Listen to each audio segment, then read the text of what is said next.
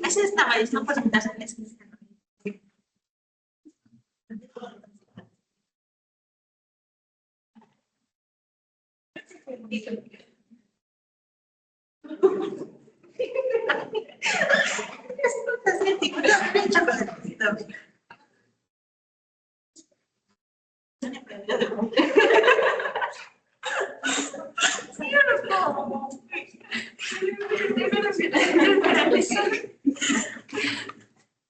Esto es una mochila. Chocolate.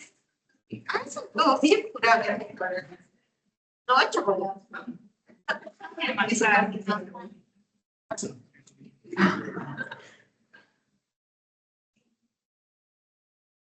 Podemos ir a ver Scary. Vamos a ver Scary. ¿Así? Bueno.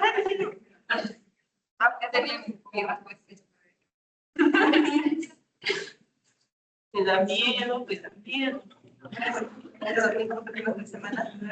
Claro, estoy que tapar los ojos en unas partes, pero no las porquerías que no puedo hacer.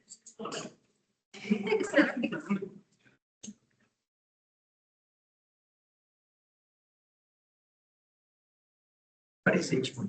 No parece, ¿no? Ay, vamos a ver.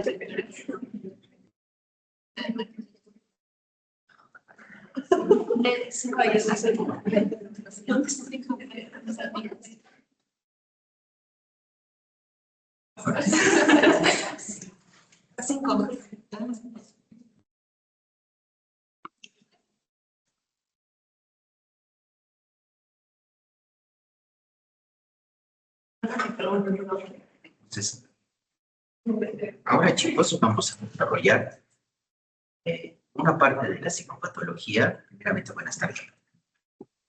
Una parte de la psicopatología que conlleva a la parte de psicopatología, psicología y psicopatología de la memoria y de la orientación. Hemos visto ya la parte de conciencia y atención que van muy de la mano, ¿cierto? Muy de la mano. Ahora, memoria y orientación también van muy de la mano, ¿no?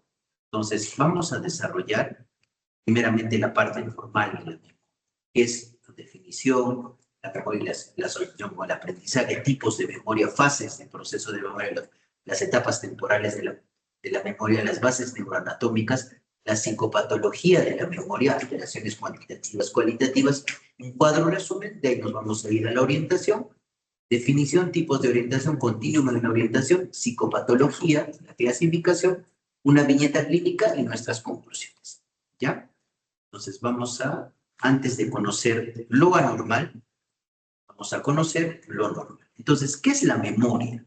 La memoria es una serie de funciones o procesos cerebrales que integran otras funciones más, que permiten que, ¿no?, organizar, almacenar, recuperar información, ¿ya? Y para eso nosotros necesitamos ciertas redes neuronales y ciertas áreas cerebrales.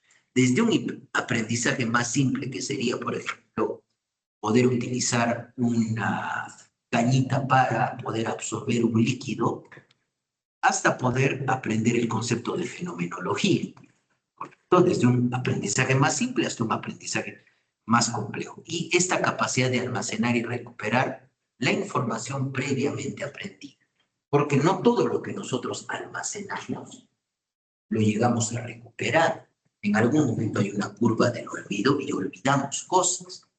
cosas, ni tampoco todos los estímulos a los cuales nos exponemos los almacenamos. Los que consideramos relevantes y útiles, los almacenamos. ¿Sí? Recuerden, por favor, eso. Entonces, la memoria permite retener una información ya aprendida. Para eso hay diferentes fases de la memoria. Primeramente, se codifica. ¿A qué me refiero que se codifica? Es como decir que yo tengo una máquina de escribir. En la máquina de escribir escribo un determinado texto. Es como si yo estuviera codificando. ¿Ya? Después se produce el proceso de almacenamiento en una determinada área cerebral para posteriormente, cuando yo necesite esa nueva información, la pueda recuperar y la utilice. Por eso va muy de la mano con el aprendizaje, ¿correcto? Sin embargo, el aprendizaje es la adquisición de nueva información a nivel del sistema nervioso central que permite modificar una determinada conducta, ¿correcto? Entonces, la cognición es prestar atención tanto a estímulos internos y externos y conlleva varias funciones psíquicas. Nos permite también identificar la importancia de los estímulos y de esa manera responder de manera apropiada. Entonces, memoria, aprendizaje y cognición van de la mano y tienen un sustrato tanto neuroanatómico como un sustrato neurobiológico. Recuerden, por favor, eso. ¿Ya? Entonces, hay diferentes tipos de memoria. Entonces, el primer paso de la memoria, a través de que nosotros interactuamos o interactuamos con el medio ambiente a través de nuestros sentidos. Entonces, hay una memoria sensorial que dura milisegundos. Una de estas es, por ejemplo, la memoria ecoica. ¿A qué me refiero con una memoria ecoica? A lo que escucho, ¿sí? Hay también un tipo de memoria háptica a lo que toco. Una memoria icónica, yo les aseguro que algunos de ustedes tienen más capacidad en eso. Leen un libro, están dando el examen y ustedes dicen, he visto esto en esta página. Esa es memoria icónica. ¿No?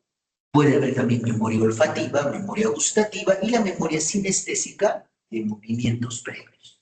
Luego vamos a tener esta gran clasificación que es la memoria a corto plazo, que es una memoria temporal que dura más o menos entre 30 a 40 segundos y la memoria a corto plazo tiene una capacidad limitada, ¿correcto? Y va a depender de muchos factores de la atención y de la motivación. Y luego tenemos la memoria a largo plazo. Acá ya se produce el proceso de almacenamiento de la información mantenida en una cantidad de tiempo variable. Y hay dos tipos de memoria a largo plazo. Una memoria declarativa o explícita. ¿Y por qué decimos que es declarativa o explícita? Porque tiene esa característica de ser consciente. Y ahí tenemos dos tipos de memoria que son las más importantes. Tanto la autobiográfica o episódica y la semántica. La memoria autobiográfica se refiere a hechos que me han sucedido en un espacio temporal. Si yo en estos momentos, por ejemplo, les pregunto, ¿dónde han viajado en las vacaciones de este verano? Cada uno de ustedes se va a ubicar en un espacio temporal y va a decir, yo he estado en esta fecha en tal lugar. Esa es la memoria autobiográfica o episódica. Y la memoria semántica es la memoria de los conceptos generales. ¿Y a qué me refiero por memoria semántica? Si yo les pregunto, por ejemplo, a algunos de ustedes, ¿quién fue John F. Kennedy? ¿Qué me van a decir? Presidente de Estados Unidos. ¿Ven? Esa es la memoria semántica. Si yo, por ejemplo, les pregunto, ¿qué es un tumor de Krukenberg?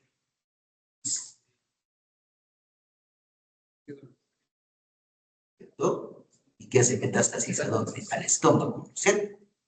Eso es, por ejemplo. ¿Ya? Y la memoria no declarativa o implícita que tiene que ver con un aprendizaje y una evocación no consciente. Y acá tiene que ver la memoria procedimental.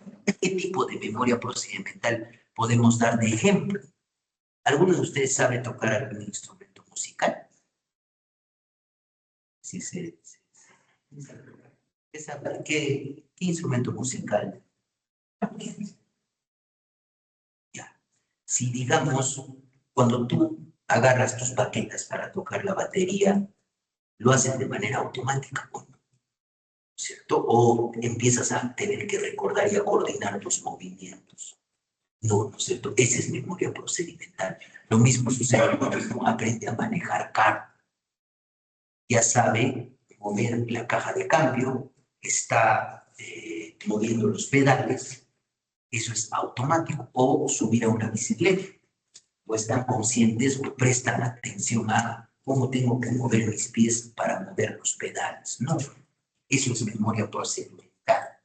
La memoria asociativa tiene que ver con el condicionamiento clásico y el condicionamiento operante. La memoria no asociativa tiene que ver con la sensibilización y la habituación. Y el priming es un proceso nuevo que se asocia, digamos, a que a un individuo yo le doy varios estímulos y probablemente por deducción me obtiene una respuesta. Ya ese es el priming. Y luego tenemos la memoria de trabajo. Y la memoria de trabajo es muy similar a la memoria procedimental, chicos, pero permite en un determinado momento utilizar recursos para poder resolver una tarea compleja. Por ejemplo, si yo les doy un ejercicio matemático, en este momento ustedes van a hacer un cálculo, pero utilizan diferentes recursos. Esa es memoria de trabajo. ¿No? Son los tipos de memoria. Ahora, estas son las fases o los procesos de memoria. Normalmente la información que es abundante en nuestro medio va primeramente a ir por la vía de los sentidos, es decir, va a tener memoria sensorial, se va a utilizar en milisegundos, ¿no? A través de la percepción. Pasa a la memoria sensorial. No todo lo que nosotros tocamos, no todo lo que nosotros escuchamos, no todo lo que nosotros vemos, lo llevamos en la memoria a corto plazo. Va a haber un filtro, un registro sensorial que va a depender de la motivación, del estímulo, de los sesgos perceptivos. Y de ahí ya va a pasar a la memoria a corto plazo. Ya de manera paralela existe la codificación de esos estímulos sensoriales en constructos que son clasificados, ya pasan al almacenamiento que va a la memoria a corto plazo. Ahora, no todo lo que dura 30, 40 segundos, que es la memoria a corto plazo, dependiendo de la utilidad que yo le dé, recién va a pasar a almacenarse, ¿correcto? A la memoria a largo plazo, ¿correcto? Porque en la memoria a largo plazo nosotros vamos a decir, esta información que estoy percibiendo me va a ser útil en algún momento, tiene sentido y lo vamos a utilizar justamente con conocimientos previos, la circunstancia o el contexto, y de ahí pasa a la memoria a largo plazo y al almacenamiento. Y probablemente con una función voluntaria vamos a tratar de evocar, ¿cierto? Eso es lo que sucede. Este cuadrito resume justamente eso. Y estas son las etapas temporales de la memoria. Acá viene el recuerdo, ¿no? También se habla de memoria inmediata, memoria reciente y memoria remota. La memoria inmediata, ¿cómo se valora, chicos? A través de repetición de números o repetición de palabras. Con mis alumnos que hago prácticas, cuando hacemos examen mental, yo le digo al paciente, a ver, señor, repítame 3 palabras. A veces de repente les digo, edificio, ventana, mesa. El paciente me repite, edificio, ventana, mesa. Esas 3 palabras, esa es la memoria inmediata, la que dura unos cuantos segundos. La memoria a corto plazo o la memoria reciente es la que dura más allá de 30 a 40 segundos. Y normalmente yo, ¿qué hago cuando evalúo esta memoria a corto plazo? Que tiene que ver con la memoria de trabajo. Normalmente en el pensamiento, cuando he evaluado un pensamiento, le he preguntado un refrán para valorar capacidad abstractiva, ¿no es cierto? Entonces, ha pasado ya un poquito de tiempo para probablemente que pase más de 1 minuto y le pregunto, señor, hace un momento le he preguntado en qué se parecían 2 frutas y me dice que le he preguntado un refrán, ¿qué refrán era?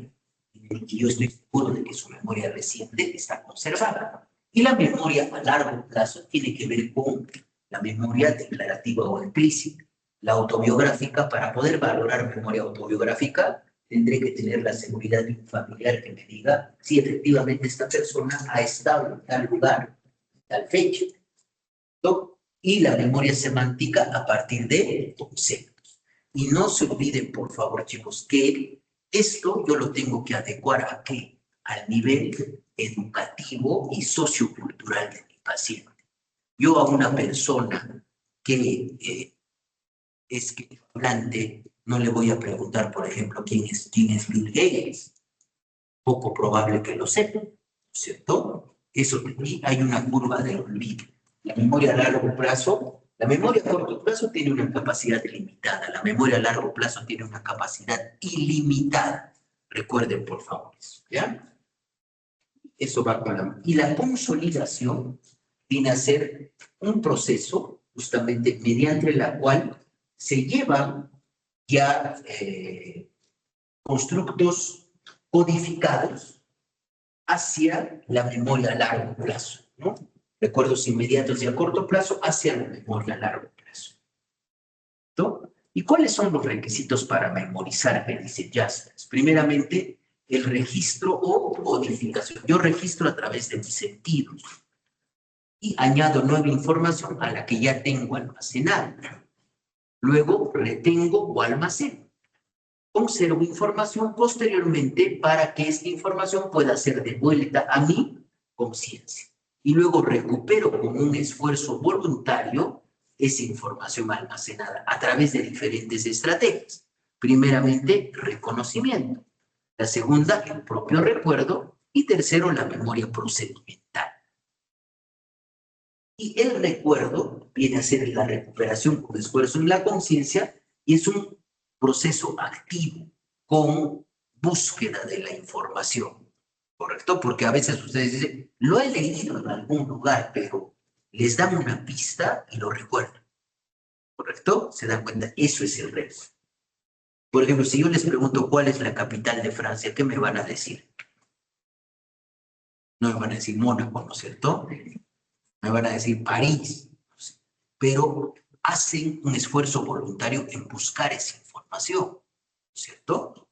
Eso es algo muy importante. Y estas son las bases neuroanatómicas de la memoria. Acá es algo muy importante, chicos, la presencia del hipocampo, el gyrus parahipocampal y el lóbulo temporal medial, donde nosotros observamos alteraciones en la parte de esto, porque en los cuadros demenciales, es decir, deterioro cognitivo, asociado, digamos, a pérdida neuronal que comienza en el lóbulo temporal medial, el paciente empieza a tener problemas para recordar, específicamente para tener la memoria inmediata.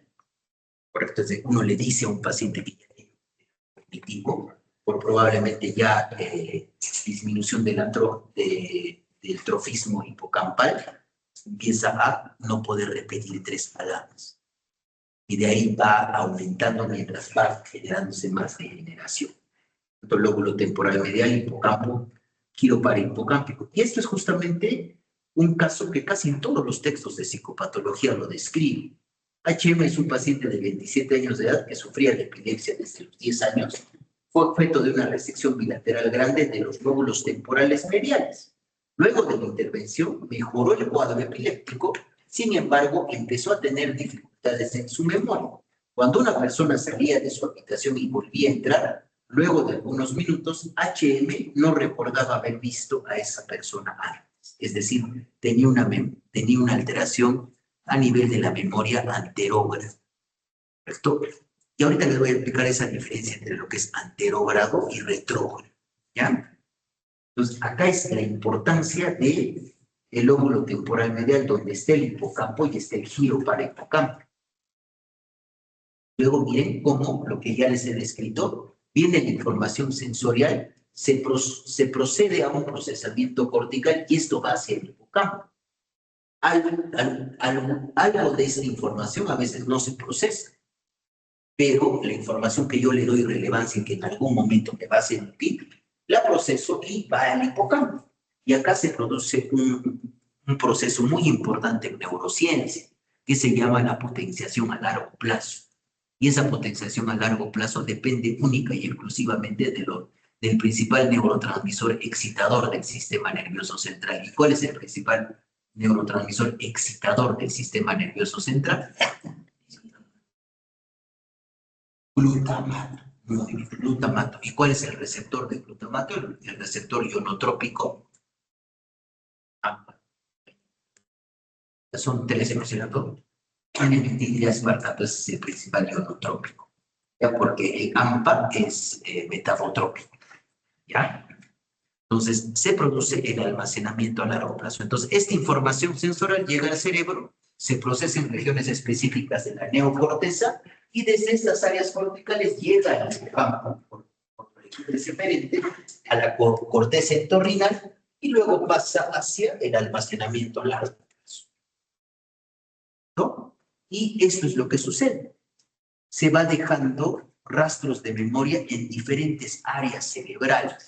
No es que el hipocampo es el centro es el centro de almacenaje, como si fuera el disco duro de la computadora. No, va dejando diferentes redes neuronales de recuerdo y se van a activar cuando voluntariamente yo quiera recordar, ¿no? Y esto tiene que ver con la memoria a largo plazo que está contenido físicamente dentro de estas regiones. Entonces, el hipocampo es el que permite recoger y recuperar la información, accediendo a esa determinada red neuronal. Ahora que conocemos, chicos, los tipos de memoria, el procesamiento de la memoria, las fases de la memoria, que ya hemos dicho, ¿no es cierto? Codificación, almacenamiento, recuperación, vamos a conocer lo anormal. Vamos a hablar de las alteraciones o la clasificación de los trastornos de la memoria. Al igual que hemos visto con afectividad, hemos visto con psicomotricidad, lo hemos visto con ciencia, lo hemos visto con atención. Acá también sirve mucho para tener un mapa mental, clasificar las alteraciones de la memoria en alteraciones cuantitativas que van a ser en más o en menos y alteraciones cualitativas que van a depender de la subjetividad de la experiencia que me reporta el paciente. ¿Sí? Las alteraciones cuantitativas y las cualitativas. Las cuantitativas, vamos a hablar de las amnesias, ¿correcto? Que pueden ser psicógenas, de origen psicógeno, o pueden ser netamente orgánicas. Una amnesia orgánica se puede producir post-TEC, por ejemplo, post-traumatismo encefalocraneal, o post probablemente un accidente cerebrovascular, es decir, hay un sustrato orgánico que altera toda esa vía neuroanatómica. Pueden haber las hipermnesias, donde hay mayor capacidad de recordar cosas, ¿sí? Y las alteraciones cualitativas o distorsiones de la memoria o paramnesias. Ese es el término, paramnesias, ¿ya? Acá vamos a hablar de la confabulación, de la pseudología fantástica, del síndrome de Ganser, del síndrome de Munchausen, donde se van a afectar esas fases de la memoria, ya sea el registro, la retención, la recuperación, el recuerdo o el reconocimiento. Por ejemplo, cuando se afecta el reconocimiento, tenemos esos fenómenos de déjà vu, déjà vécu, jamais vu, jamais vécu. Déjà entendu, jamais entendu. Ya, pero les voy a explicar. No. Ah, sí, les voy a explicar que es fácil recordar. Son alteraciones del reconocimiento. No se preocupen, no es difícil, chicos. ¿Ya? Y vamos a hablar primeramente de las amnesias. El término A es sin memoria, amnesia. Entonces, hay una incapacidad total o parcial para recordar experiencias y eventos ya codificados y almacenados. ¿Correcto?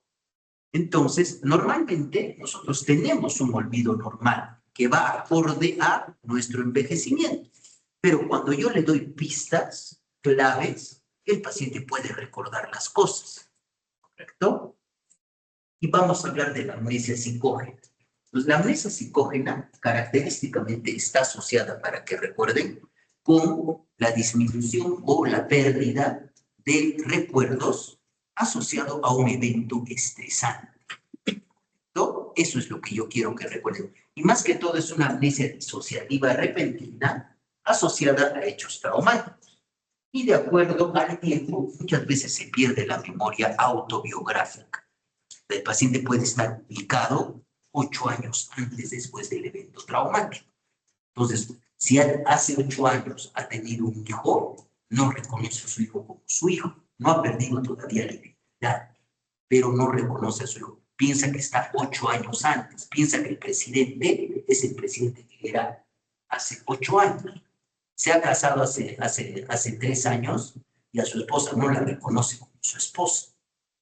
Pero hay un evento estresante o traumático. Por ejemplo, puede ser que es víctima de un asalto. O es víctima probablemente o tiene una pelea catastrófica con la esposa donde su matrimonio se terminó. Ya ese es un tipo de amnesia psicógena, donde no hay una alteración orgánica. Recuerden eso, hay un evento traumático. Miren, un ciudadano de Birmingham, Reino Unido, describió que llegó a una ciudad que no reconocía y donde la gente hablaba francés. Mientras caminaba por las calles, se encontró con que estaba cerca de un terminal de aeropuerto. Para su sorpresa, descubrió que estaba en Montreal. Detrás de su aventura estaba el hecho de que, justo antes de coger el vuelo, había tenido una pelea catastrófica con su mujer y su matrimonio se había hecho pedazos. No se ha perdido la identidad en ningún momento. ¿No?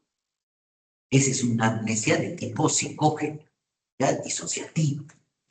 Y esto se conoce como fuga disociativa asociada a la amnesia. ¿Y a qué me refiero con fuga?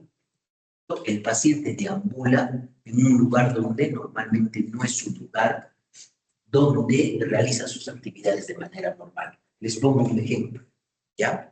Una persona que es, de repente, la asalta, sube un taxi, toma un taxi, la asalta y la dejan probablemente en un descampado fuera de Arequipa, ¿correcto? Y en ese descampado fuera de Arequipa, aparentemente toma un autobús, la reportan como perdida y la encuentran en Tarapoto.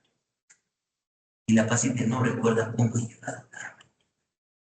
Lo último, lo que recuerda es que se ha subido a un taxi, pero no está perdiendo su identidad. ¿Se dan cuenta? Esa es una fuga fuera del lugar donde normalmente desarrolla sus actividades. ¿Sí? Fuga disociativa como amnesia disociativa. Luego, dentro de la amnesia psicógena, también hay una amnesia catatímica. ¿Se acuerdan que había ilusiones catatímicas que estaban influenciadas por el estado de ánimo? Entonces, esto va a depender de un determinado estado de ánimo y recordar recuerdos dolorosos específicos. Es más persistente y circunscrita que la disociativa, sin embargo, igualmente no hay pérdida de identidad. ¿Miren? Una paciente de 26 años es incapaz de recordar con exactitud el abuso sexual a la que fue sometida por su padrastro cuando indica que tenía 8 años. Solo recuerdo que me llevaba a su habitación y cerraba la puerta. No puedo recordar más. Sin embargo, esto le genera sentimientos de tristeza e incapacidad para tocar el tema de la parte psicosexual en la entrevista. ¿Ya? Esa es una amnesia de tipo catatímico. Es más circunscrita, a diferencia de la amnesia disociativa con fuga disociativa, donde en cierta manera se pierde un periodo prolongado de la parte de la perspectiva autobiográfica o episódica, ¿cierto? Recuerden por favor eso. Y la amnesia disociativa, miren, esa es la gran diferencia. En la disociativa, la mayoría de veces, o no mucho, hay alteración de identidad. Algunas oportunidades cuando la amnesia es muy intensa. Si el paciente puede llegar a perder su identidad, lo más que todo va asociado al evento estresante, ¿correcto? Pero en la amnesia catatímica no hay pérdida. Es ¿ya? ¿Listo? Y ahora vamos a hablar de las amnesias orgánicas. Esto sí son amnesias verdaderas, donde hay afectación del sistema nervioso central. Entonces van a afectarse las diferentes funciones de la memoria, es decir, el almacenamiento, la recuperación y el recuerdo. Entonces, cuando se afecta el registro o la codificación, se produce una amnesia anterógrada. Y vamos a poner un ejemplo, ¿ya? Pues de repente salgo yo de acá y estoy subiendo las escaleras me resbalo, me caigo y me golpeo la cabeza. Pierdo el conocimiento y me llevan al hospital. Desarrollo amnesia anterograda, TEC, ¿cierto? TEC. Desarrollo amnesia anterograda, no puedo fijar o retener información posterior al traumatismo. O sea, me da la información, pero no la puedo fijar. Esa es amnesia anterógrada. ¿No? Paciente de 66 años con consumo crónico de alcohol de larga data es incapaz de recordar que la enfermera le dio su medicación por la mañana, por lo que todos los días reclama que se le dé lo que le corresponde. Igualmente, no recuerda que sus hijos lo visitan cada 2 días y cuando regresan a la nueva visita les reclama de sobremanera. Es decir, el paciente no puede recordar hechos nuevos que le suceden. Eso es amnesia anterógrada. Ya no puede fijar nueva información. Pero tenemos acá, para que tengan en cuenta, ¿no es cierto? Acá está el evento, digamos, el cuadro orgánico. De acá para adelante no puedo fijar cosas, eso es amnesia anterógrada. Y cuando no puedo recordar cosas antes del evento traumático o el evento orgánico, se denomina amnesia retrógrada. ¿Ya? Ha quedado claro, ¿no es cierto? Y dentro de la amnesia orgánica, son amnesias verdaderas, se afectarán cuando hay afectación de la retención. Eso es lo que se denomina amnesia retrógrada. Se pierde la memoria para los sucesos anteriores a la lesión cerebral. En la mayoría de los casos se produce una falla en la retención o almacenamiento. Un paciente de 34 años, luego de sufrir un accidente de tránsito en el cual se golpeó la cabeza, afirma no recordar cómo llegó al hospital. Lo único que recuerdo es que subí al auto de mi padre y ahora estoy aquí con la pierna fracturada y en esta sala de hospital. Sin embargo, su capacidad de registro de nueva información es adecuada, ya que recuerda el nombre del médico tratante que lo vio por la mañana. Pero ha perdido recuerdos antes de que suceda el traumatismo encefalocráneo. Es una amnesia retrógrada. ¿No? Ahora, vemos cuando hay afectación de la recuperación o del recuerdo. Acá hay una dificultad para acceder a la información almacenada en la memoria. Nosotros tenemos 2 estrategias para recuperar cosas. La recuperación directa, que tiene que ver, yo les pregunto, ¿no? ¿Alguna vez ustedes han estado en video? ¿Alguno? Esa es la recuperación directa. Y hay una recuperación estratégica. Miren, dense cuenta de la diferencia de la pregunta. A esta pregunta, ¿no es cierto? Para hacer la recuperación estratégica, en la recuperación directa, ustedes simplemente que buscan en su memoria autobiográfica si alguna vez han visitado Uruguay. Si han visitado Uruguay, me cuentes que sí, he estado en Uruguay. Correcto, esa es la recuperación directa, pero la recuperación estratégica utiliza una estrategia para recuperar la información. Y vean la pregunta. ¿Quién ganó la Copa del Mundo de fútbol antes que los campeones actuales? A ver, ¿qué tienen que hacer primero? Recordar quién ha ganado la Copa del Mundo en el último mundial. Y antes de Qatar, ¿quién ha ganado la Copa del Mundo en el Mundial de Qatar? ¿El anterior mundial dónde fue? Rusia. ¿Quién ganó la Copa del Mundo en Rusia? Pero no. ¿Se dan cuenta? Es recuperación estratégica. Sí se dan cuenta, ¿no es cierto? Es recuperación estratégica. ¿Ya? Entonces, la recuperación directa depende única y exclusivamente del lóbulo temporal medio. Y la recuperación estratégica depende del córtex prefrontal, la memoria probablemente más procedimental o la memoria de trabajo. Eso es lo que yo quiero que recuerden. ¿Ya? Igual hablamos de amnesias orgánicas y afectación del reconocimiento. El reconocimiento es la recuperación de la información almacenada cuando me dan pistas. Es decir, es la identificación de ítems previamente aprendidos. Y acá hay un paradigma entre recordar y saber. ¿Correcto? y es un proceso dual. Hay un determinado estímulo que evoca una experiencia previa y también este estímulo trae un recuerdo inmediato. El recordar es esa experiencia previa que genera ese estímulo. Y el saber es traer un recuerdo inmediato que estimula ese determinado estímulo, valga la redundancia. Y acá tenemos clásicamente una amnesia orgánica, una enfermedad de Alzheimer donde se produce degeneración progresiva del lóbulo temporal medial. ¿Ya? Entonces, a ver, le vamos a pedir a Aníbal que me dé un número. 10. 10. Vamos a empezar a contar el cañón. 3, 4, 5, 8, 9, 10. ¿Cuál es tu nombre? Lee, por favor, la viñetita. Paciente de 80 años acude a consulta manifestando respuestas lo que atribuye a la edad. La escucha refiere que cada vez más se respuesta a las mismas cosas y los vecinos preguntan varias veces al día. El problema viene empeorando desde hace un año. Sí que existan desencadenantes claros. La esposa también explica que ella se encarga ahora de la economía familiar porque ella ha cometido varios errores con las facturas en el último año. Durante la entrevista, el hombre es incapaz de describir el contenido de las últimas noticias, aparte de referencias vagas a guerras en algunas partes del mundo.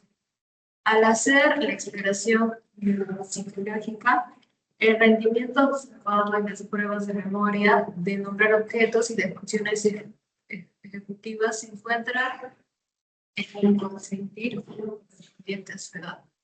Durante la evaluación hace varios comentarios socialmente inapropiados, pero se muestra cordial y colaborador. La atención completa y la capacidad espacial son normales para su edad y no causa ningún declive.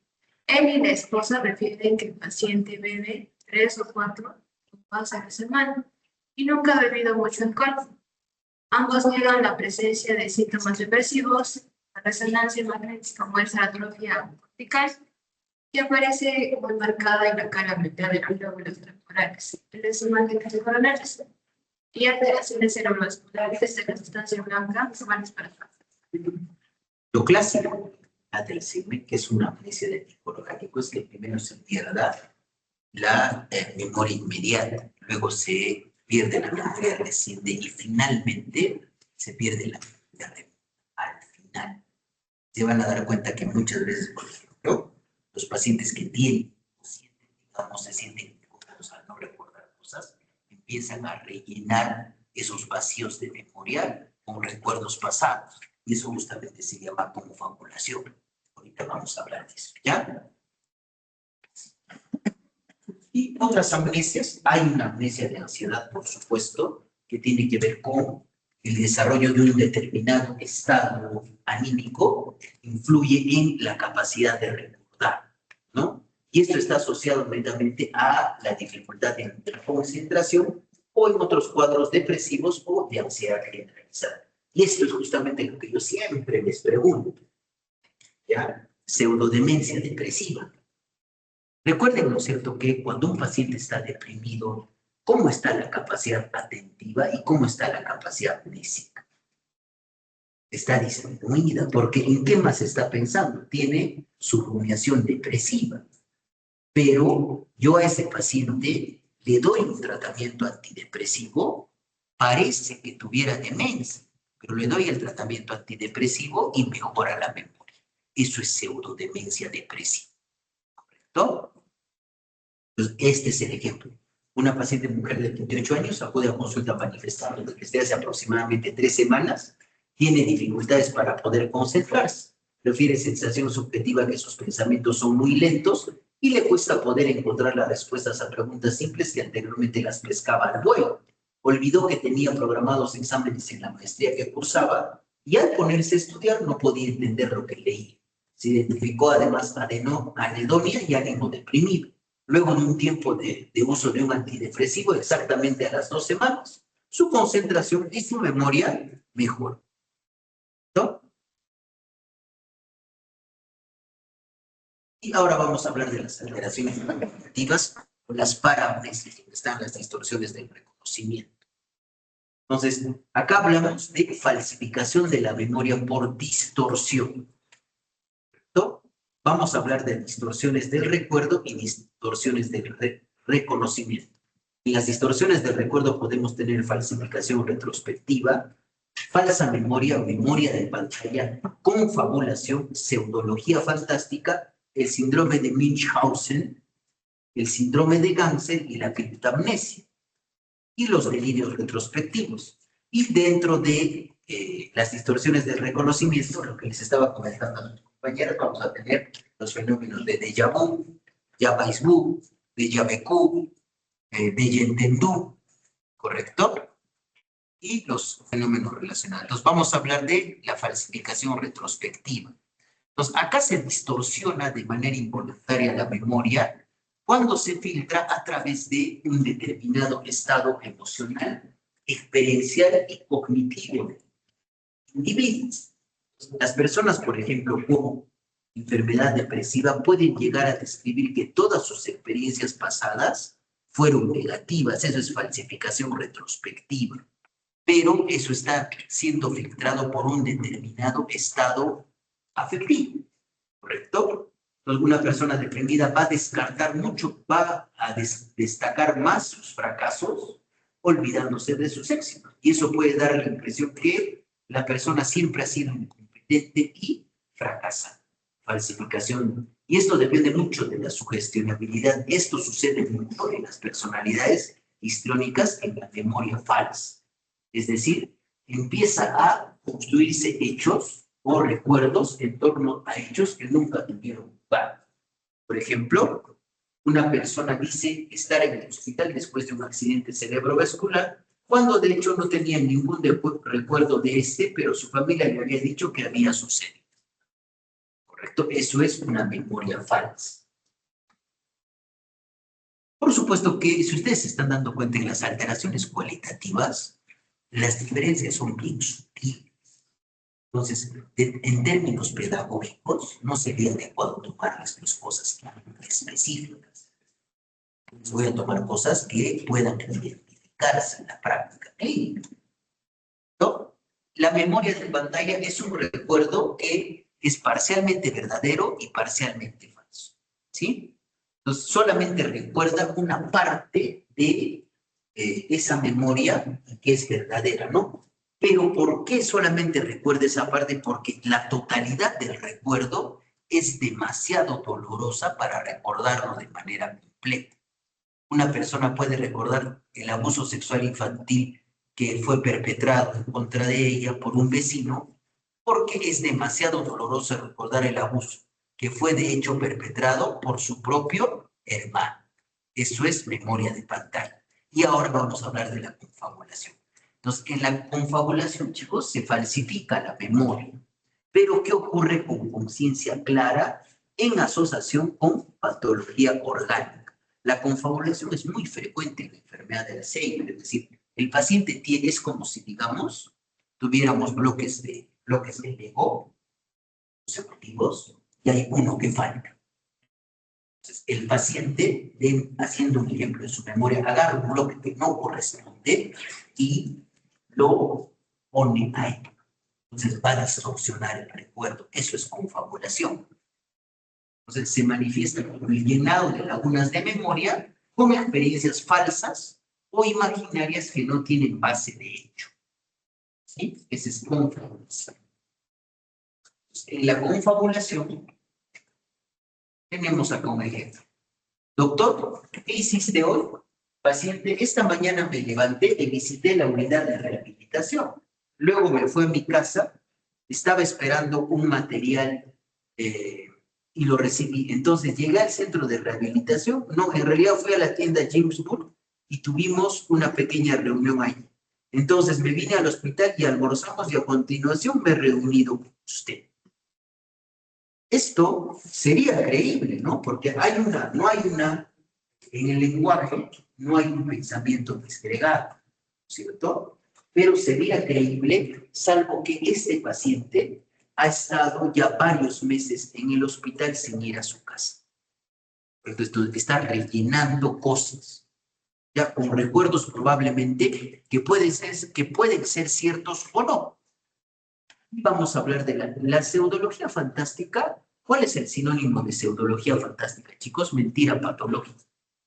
La pseudología fantástica se produce más que todo en las personalidades disociales, donde crean historias prácticamente que hasta personas pueden llegar a creerlas, ¿no? Es utilizado por convención para describir la confabulación que ocurre en aquellos pacientes sin patología cerebral orgánica, ya sea con un trastorno antisocial o disocial de la personalidad o histriónico. Es la mentira patológica, la pseudología fantástica.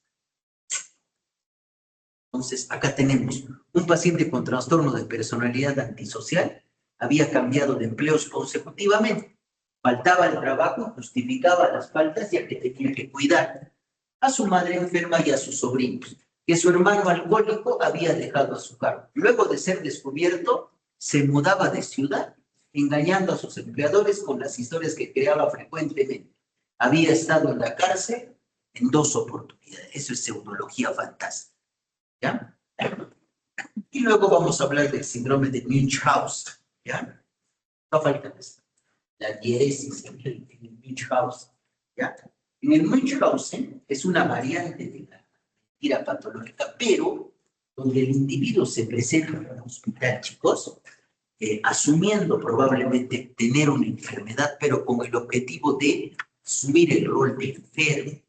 Es decir, crea una enfermedad. Por ejemplo, va a un hospital y muchas veces el síndrome de Munchausen se produce en personal de salud, especialmente enfermeras, obstetrices, que, por ejemplo, pueden agarrar insulina, se inyectan insulina, hacen una hipoglicemia y van al hospital.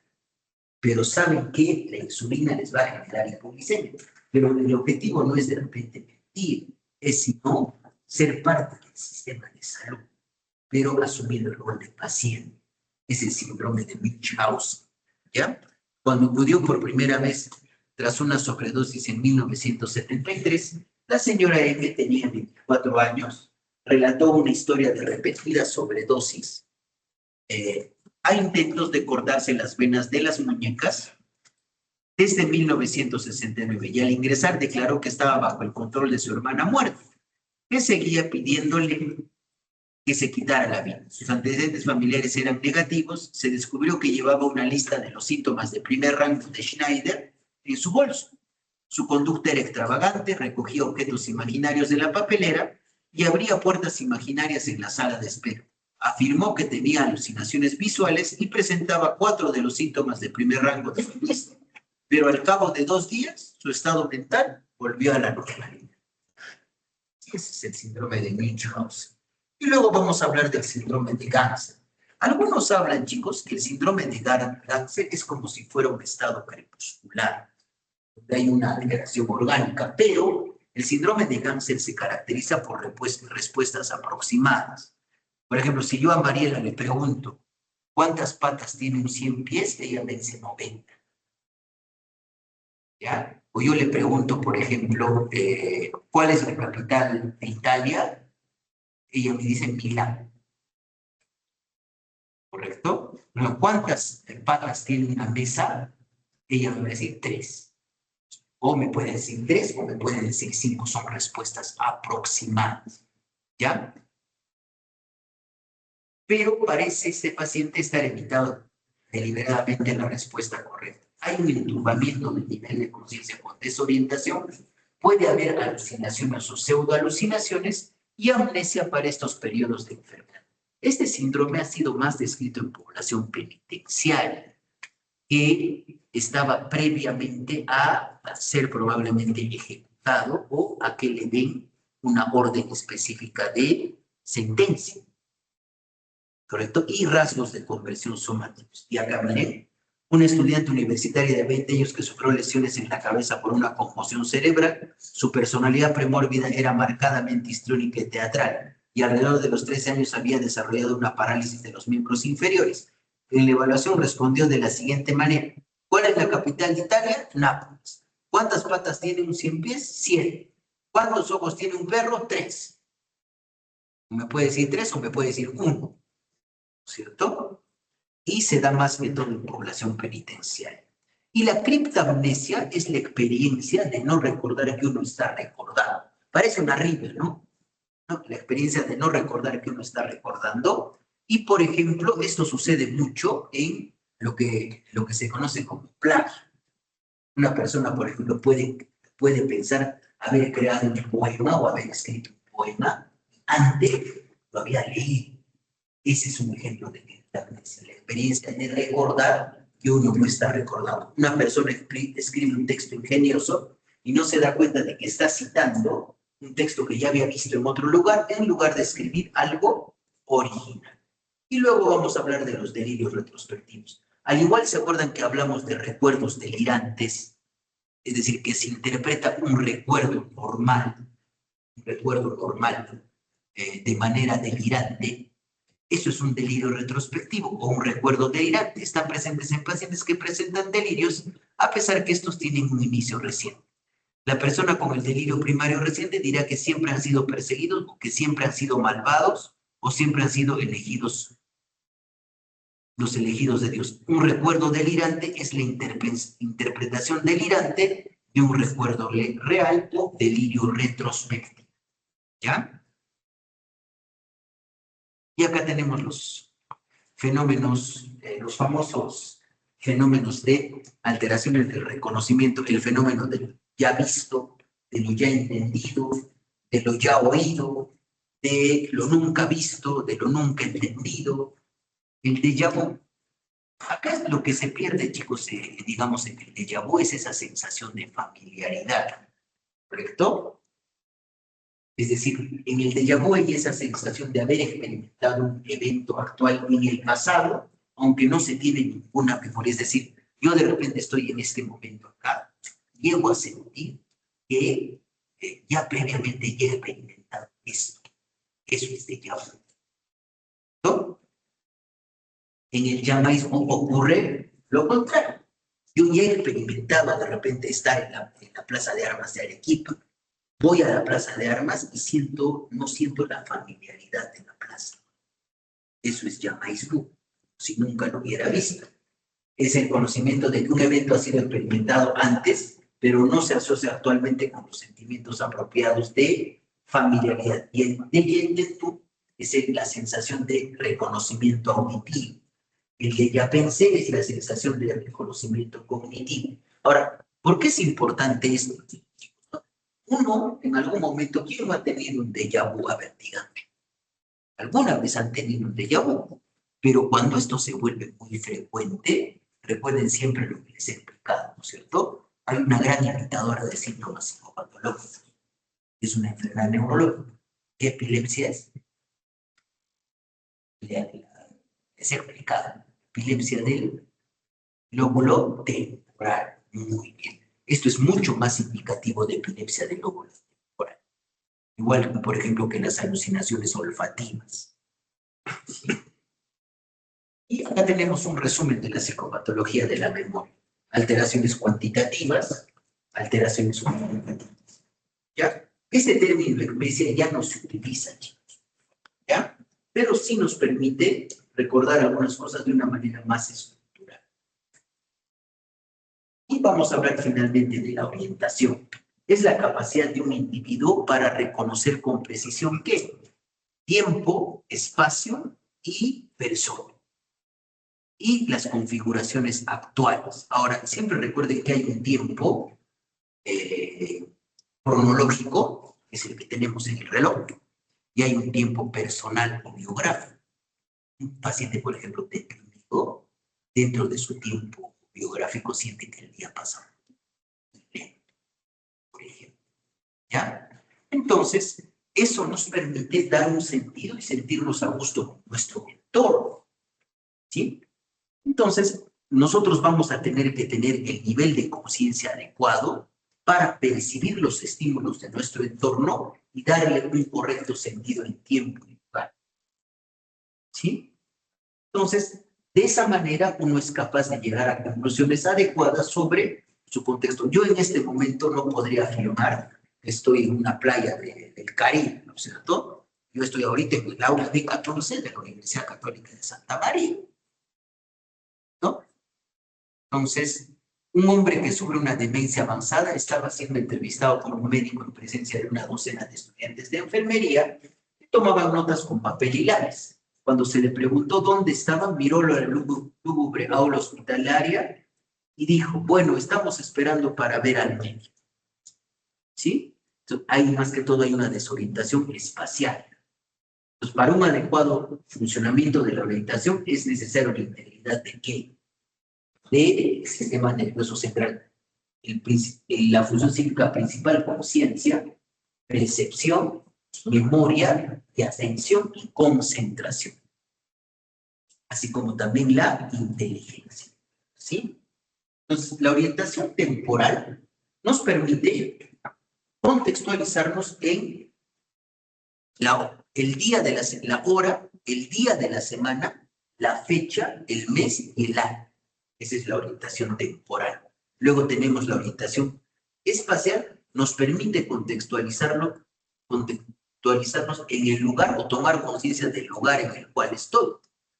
Y finalmente la orientación personal, que tiene que ver mucho con la autoconciencia, que permite reconocer mi nombre y que yo soy el autor de mis conductas. ¿No? Y esto es algo que yo he elaborado. Hay un continuum en la orientación. Desde una orientación normal, la orientación personal, quién soy, la orientación espacial, dónde estoy, y la orientación temporal, qué hora, qué día del mes es. Cuando hay alteraciones, se pierde primeramente la orientación temporal, específicamente cuando hay, por ejemplo, cuando hay una alteración en la concentración, ¿no? Hay una alteración en la atención, el paciente no está orientado temporalmente. Luego se pierde la orientación espacial. En las demencias, por ejemplo, un paciente primero se desorienta con fechas. Luego, ¿qué pasa cuando sale solo de casa? Puede regresar a la casa, ya no puede seguir el trayecto. Y finalmente, lo último que se pierde es la orientación personal. ¿Ya? Es decir, no recuerda su nombre. Los cuadros orgánicos van a seguir el curso de alteración temporo-espacial y finalmente la orientación personal. ¿No? Y en la psicopatología de la desorientación vamos a hablar que la conjunción de la desorientación temporal y espacial se conoce como desorientación alopsíquica. Y la desorientación personal se conoce como desorientación autopsíquica. ¿Ya? Y vamos a hablar de delirios que simulan desorientación. Y la disociación y la desorientación. Ya nos falta poco para terminar. ¿Sí? Ahora, los delirios que simulan desorientación son más que todo que la idea delirante, el contenido de la misma, hace una mala interpretación respecto a los lugares, las situaciones o las personas. Y acá tengo un ejemplo, ¿no? Miren, un paciente varón de 29 años con una exacerbación de esquizofrenia que padece, al estar hospitalizado afirmaba que estaba en la cárcel y consideraba al médico que lo evaluaba un agente encubierto del Interpol. Presentaba ideas delirantes primarias de contenido persecutorio, pero su estado de conciencia era normal. Eso es un delirio que simula una desorientación por la contaminación de la idea delirante sobre la orientación. Y en la disociación, cierta información, ya sea memoria o identidad, no es integrada o asociada normalmente a la conciencia. Miren, un varón de 45 años divorciado, sordo y que trabajaba de revisor de autobús, fue visitado en la consulta psiquiátrica de un centro médico. Había sido ingresado debido a un episodio de malestar torácico, mareo y debilidad en el brazo. Tenía antecedentes de hipertensión y el año anterior había ingresado por un dolor cardíaco de tipo isquémico, aunque no había sufrido infarto del miocardio.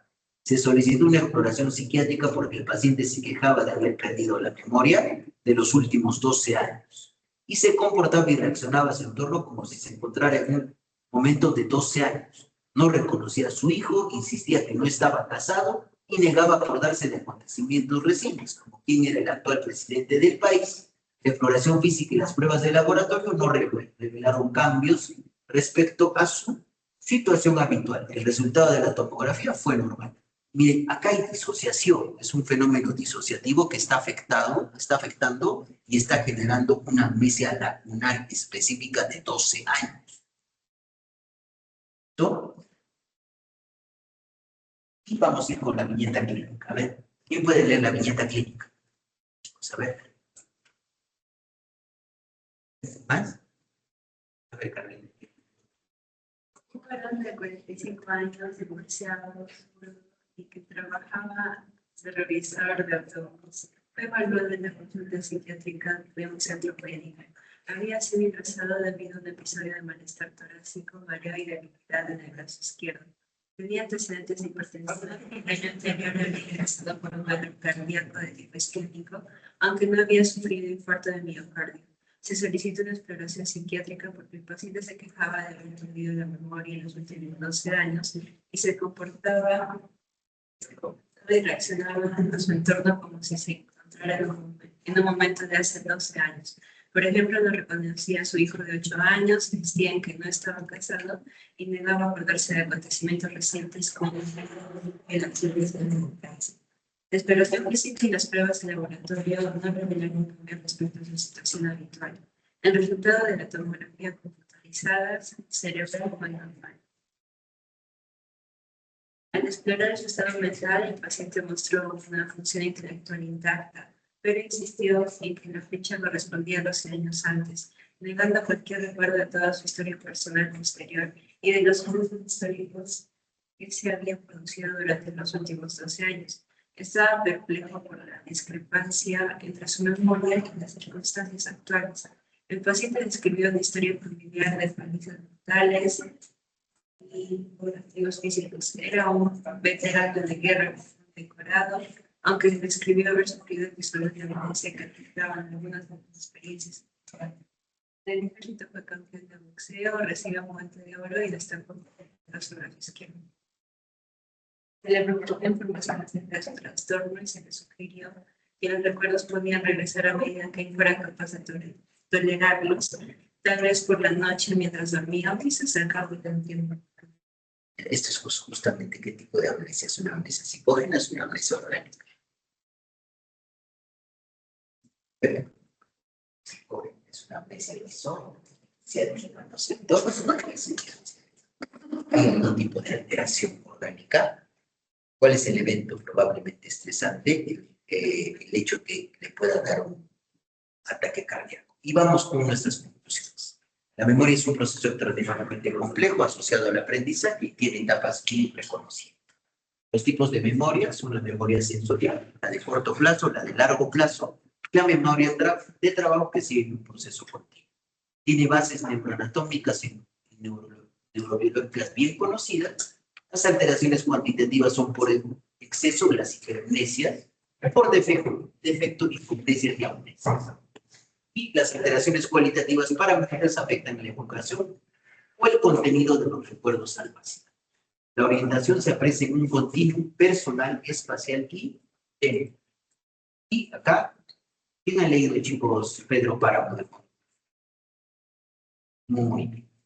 Nada puede durar tanto, no existe ningún recuerdo, por intenso que sea, que no se apague. ¿Cómo fue en el pueblo donde se desarrollaba la novela?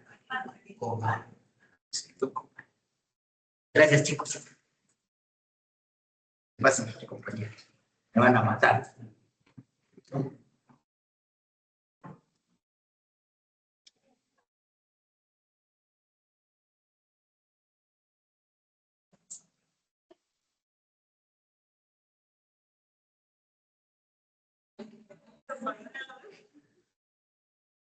Si